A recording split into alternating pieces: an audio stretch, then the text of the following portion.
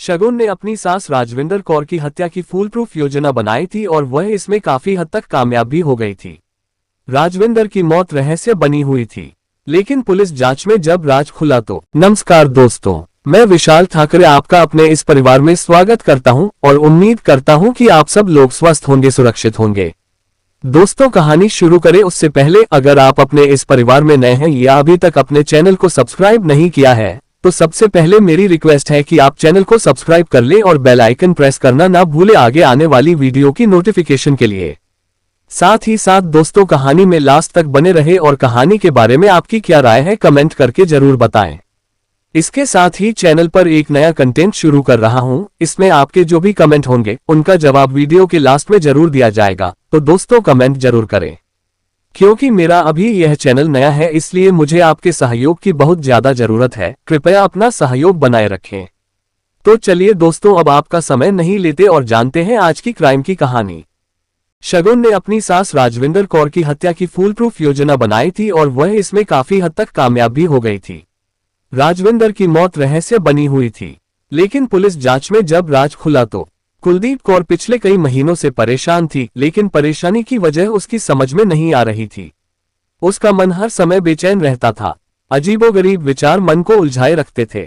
वह कितना भी अच्छा सोचने की कोशिश करती, मन सकारात्मक सोच की और न जाकर नकारात्मक सोच में ही डेरा जमाए रहता था। बुरे विचारों से जैसे कुलदीप का नाता जुड़ गया था। मन को समझाने और बुरे विचारों से दूर रहने के लिए वह अपना अधिकांश समय गुरुद्वारे में व्यतीत करने लगी थी। कुलदीप कौर की चिंता का विषय 7 समंदर पार पंजाब में बैठी अपनी मां राजविंदर कौर थी। हालांकि 57 वर्षीय राजविंदर कौर की देखभाल के लिए गांव के घर में उसकी भाभी शगुनप्रीत कौर थी, लेकिन भाभी पर उसे भरोसा नहीं था। कुलदीप के पति मनमोहन सिंह ने उसे कई बार समझाया भी था कि बेकार में चिंता करने से कोई फायदा नहीं है। अगर मन इतना ही परेशान है तो इंडिया का चक्कर लगाओ, वहां अपनी मां से मिल लेना।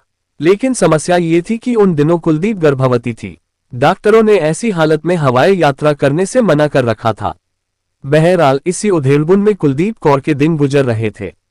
भरा पूरा परिवार था बलदेव सिंह का। कुलदीप कौर मूलतः गांव बुट्टर सीविया, थाना मेहता, जिला अमृतसर, पंजाब की रहने वाली थी। उसके जीवन के 16 बसंत भी अपने गांव बुट्टर में ही गुजरे थे। गांव में रहते ही उसने जवानी की दहलीज पर पांव रखे थे। कुलदीप का छोटा सा परिवार था। पिता बलदेव सिंह और मां राजविंदर कौर के अलावा उसके 2 भाई थे, गगनदीप सिंह और सरबजीत सिंह। तीनों भाई बहनों का आपस में बहुत प्यार था। वे तीनों बहन भाई कम दोस्त ज्यादा लगते थे। आपस में इनकी कोई बात एक दूसरे से छिपी नहीं रहती थी। बलदेव सिंह जाट सिख किसान थे। उनके पास खेती की ज्यादा जमीन तो नहीं थी, पर जितनी थी वह परिवार की हर जरूरत पूरी करने के लिए काफी थी। इसीलिए बलदेव सिंह ने अपने तीनों बच्चों को सिर उठाकर आजादी से जीना सिखाया था। उन्होंने तीनों बच्चों को अपनी हैसियत के हिसाब से पढ़ाया था। बच्चों के लिए अभी वह और भी बहुत कुछ करना चाहते थे, पर साल 2002 में उनकी मौत हो गई। बलदेव सिंह की मौत के बाद पूरे परिवार की जिम्मेदारियां राजविंदर कौर के कंधे पर आ गई थी। उस वक्त उनका बड़ा बेटा गगनदीप जवानी की दहलीज पर कदम रख चुका था। वह मां का हाथ बंटाकर उसका सहारा बन गया। घर की गाड़ी फिर से अपनी स्पीड से दौड़ने लगी थी। साल 2008 इस परिवार के लिए अच्छा साबित हुआ। इसी साल कुलदीप कौर के लिए एक अच्छे परिवार का रिश्ता आया। लड़के का नाम मनमोहन सिंह था। वह अच्छे घर का पढ़ा लिखा गबरू जाट था और ऑस्ट्रेलिया में अपना कारोबार करता था। राजविंदर कौर को मनमोहन और उसका परिवार कुलदीप के लिए पसंद आया। कुलदीप को भी मनमोहन सिंह पसंद था। दोनों परिवारों की रजामंदी के बाद सन 2008 में कुलदीप कौर और मनमोहन सिंह की शादी धूमधाम से संपन्न हो गई। इस शादी से सभी लोग खुश थे। खुशी का माहौल था, पर कहीं अनहोनी मुंह पसारे इस परिवार की खुशियों को लीलने के लिए घात लगाए बैठी थी। कुलदीप की शादी के कुछ दिनों बाद ही इस परिवार को तब बड़ा झटका लगा जब अचानक गगनदीप की मौत हो गई। गगनदीप की मौत का सदमा उसकी मां राजविंदर कौर और उसके छोटे भाई बहन को भीतर तक तोड़ गया। कुलदीप की समझ में नहीं आ रहा था कि ऐसे नाजुक मौके पर वह अपनी मां और छोटे भाई सरबजीत को अकेला छोड़कर पति के साथ ऑस्ट्रेलिया जाए या यहीं रहकर उनका साथ दे। संसार का नियम है, यहाँ लोग आते जाते हैं, सब कुछ समय की गति से चलता रहता है, जबकि समय का चक्र और संसार के कामकाज कभी नहीं रुकते। वक्त का मरहम बड़े से बड़ा घाव भर देता है। बहरहाल अपनी मां और भाई को दिलासा देकर कुलदीप कौर अपने पति मनमोहन सिंह के साथ ऑस्ट्रेलिया चली गई। कुलदीप को ऑस्ट्रेलिया गए 10 साल बीत गए थे। इस बीच वह सरताज सिंह और सम्राट सिंह 2 बच्चों की मां बन गई थी। उसके पीछे मायके में छोटे भाई सरबजीत सिंह की भी शगुनप्रीत कौर के साथ शादी हो गई थी। सरबजीत भी 2 बच्चों बेटी मंतलब कौर और बेटे वारिसदीप सिंह का बाप बन गया था। कुलदीप की अपनी मां और भाई से हर हफ्ते फोन पर बातें होती रहती थीं। सभी अपनी अपनी जिंदगी में मशगूल थी कि साल 2015 की एक मनहूस खबर ने कुलदीप को अंदर तक तोड़कर रख दिया। इस घटना से राजविंदर कौर की तो जैसे दुनिया ही उजड़ गई थी। उसे अपने पति और बड़े बेटे गगनदीप की मौत का इतना दुख नहीं हुआ था जितना दुख सरबजीत की मौत का हुआ।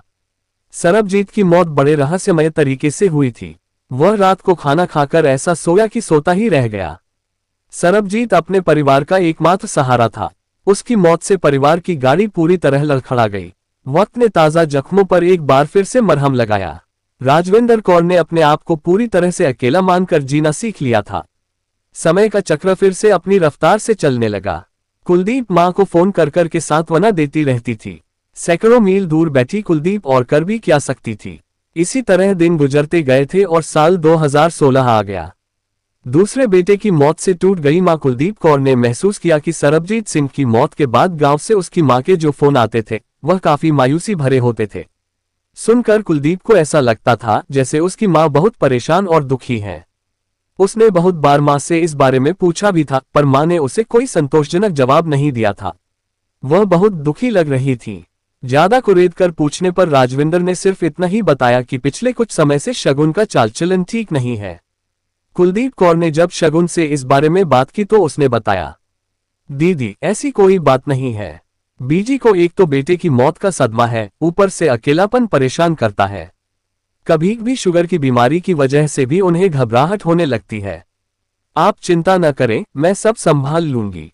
शगुन की गोलमोल बातें कुलदीप की समझ से बाहर थीं। वह अच्छी तरह जानती थी कि शगुन बहुत चालाक है। वह सच्ची बात कभी नहीं बताएगी।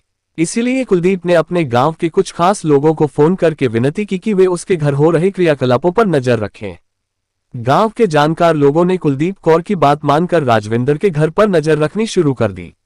बाद में उन्होंने कुलदीप को बताया कि उसकी मां के घर में सामने से तो सब कुछ ठीक नजर आता है। शगुन लोगों के सामने तो राजविंदर कौर का बहुत ख्याल रखती है, बाकी उनकी पीठ पीछे घर में सास बहू का आपस में कैसा बर्ताव है कुछ कहा नहीं जा सकता।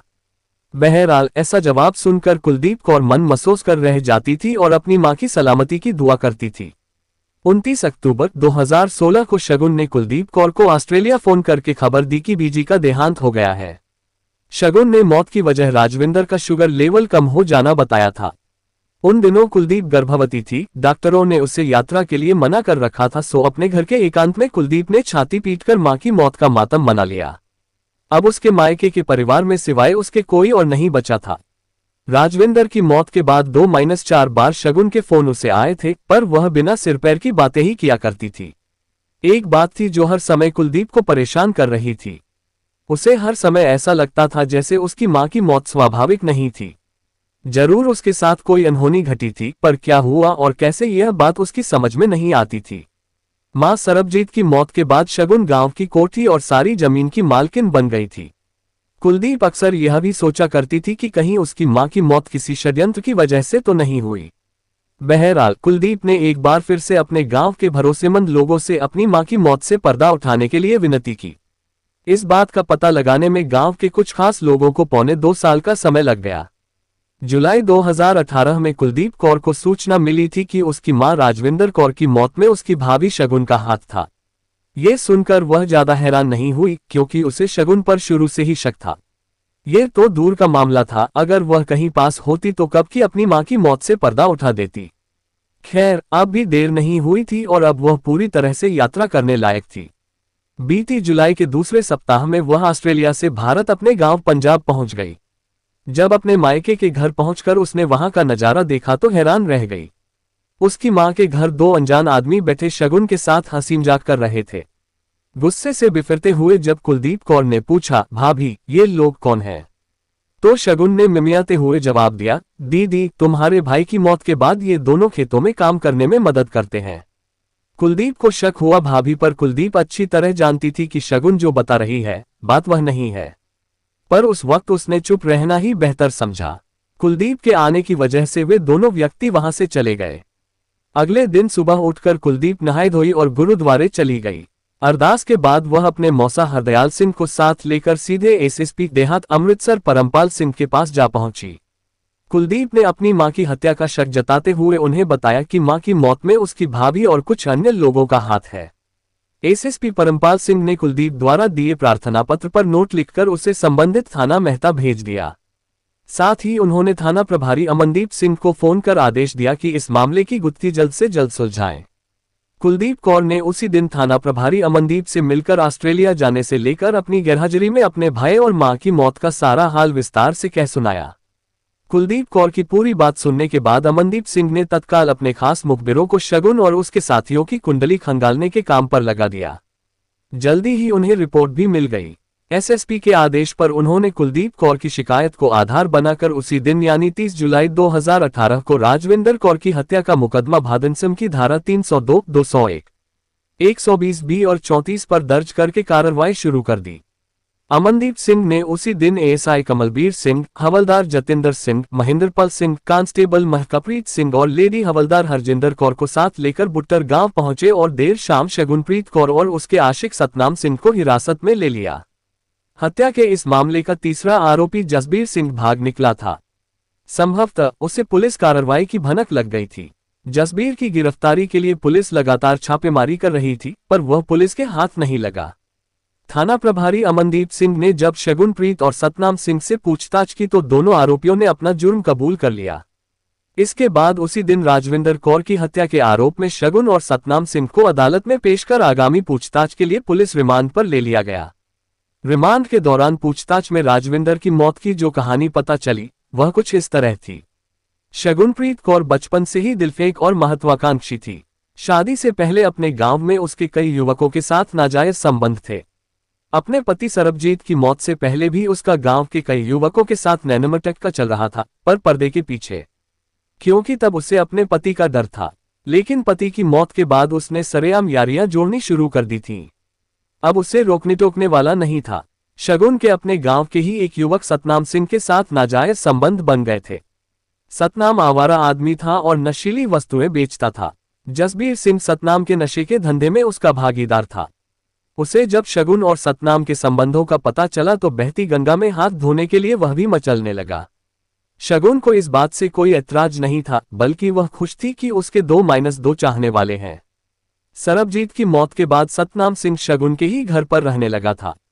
ये बात राजविंदर को मंजूर नहीं थी। सतनाम के वहां रहने का वह विरोध करती थी। शगुन अपनी मनमानी पर उतर आई थी। उसे न तो सास का कोई डर था और न शर्म। वह तो बस हवा में उड़ी चली जा रही थी। जब राजविंदर कौर का विरोध बढ़ गया तो शगुन ने उसे रास्ते से हटाने की योजना बना डाली। इसके 2 फायदे थे, एक तो राजविंदर की मौत के बाद उसे कोई रोकने टोकने वाला नहीं रहता और दूसरे सारी जमीन जायदाद उसके नाम हो जाती। यह अलग बात थी कि राजविंदर की मौत के बाद सब कुछ उसे ही मिलने वाला था, पर उसे सब नहीं था। दूसरे उसे ये भी डर था कि मरने से पहले राजविंदर जायदाद किसी और के नाम न कर जाए। शगुनप्रीत और उसके आशिक सतनाम सिंह ने मिलकर राजविंदर कौर की हत्या की योजना बनाए। इसके लिए उन्होंने गांव के ही जसबीर सिंह को चुना और उसे 2.5 लाख रुपए देने का वादा करके तैयार कर लिया। अपनी योजना के अनुसार 28 अक्टूबर 2016 की आधी रात को तीनों ने मिलकर सोते समय राजविंदर कौर को गला दबाकर मार डाला। अगली सुबह योजना के तहत शगुन ने कुछ देर गांव वालों के सामने राजविंदर की बीमारी का नाटक रचा और बाद में शोर मचाकर यह खबर फैला दी कि शुगर लेवल कम होने की वजह से राजविंदर की मौत हो गई है। इतना ही नहीं, वो इतनी शातिर निकली कि रिश्तेदारों को बताए बिना ही जल्दबाजी में गांव के कुछ लोगों को साथ लेकर सास का अंतिम संस्कार भी करा दिया। बाद में उसने कुलदीप कौर को भी फोन करके इसकी खबर दे दी थी। राजविंदर कौर की हत्या की योजना में शगुन और सतनाम सिंह ने 2.5 लाख रुपए की सुपारी देकर जसबीर को अपने साथ शामिल तो कर लिया था, पर हत्या के बाद उन्होंने उसे पैसे देने से इनकार कर दिया था। जसबीर काफी समय तक उनसे पैसे मांगता रहा। जब उन्होंने पैसे देने से बिल्कुल इनकार कर दिया तो गुस्से में आकर उसने गांव के कुछ लोगों के सामने इस बात का खुलासा कर दिया। गांव वाले पहले से ही तीनों पर नजर रखे हुए थे, सो उन्होंने ये खबर फोन द्वारा कुलदीप को दे दी। रिमांड की अवधि समाप्त होने पर थाना प्रभारी अमनदीप सिंह ने शगुनप्रीत कौर और उसके प्रेमी सतनाम सिंह को अदालत में पेश किया, जहां से दोनों को जिला जेल भेज दिया गया। इस अपराध का तीसरा आरोपी जसबीर सिंह फरार था। दोस्तों, कहानी को लास्ट तक सुनने के लिए आपका तहे दिल से धन्यवाद। उम्मीद है कि कहानी में कुछ भी ऐसा नहीं होगा जो आपको अटपटा लगा हो। कहानी के बारे में आपकी क्या राय है कमेंट करके जरूर बताएं, क्योंकि आपके कमेंट्स मेरे लिए बहुत मायने रखते हैं। तो चलिए दोस्तों, मिलते हैं फिर कल एक नई क्राइम की सच्ची कहानी के साथ। तब तक के लिए अपना ख्याल रखें। जय हिंद दोस्तों, जय भारत।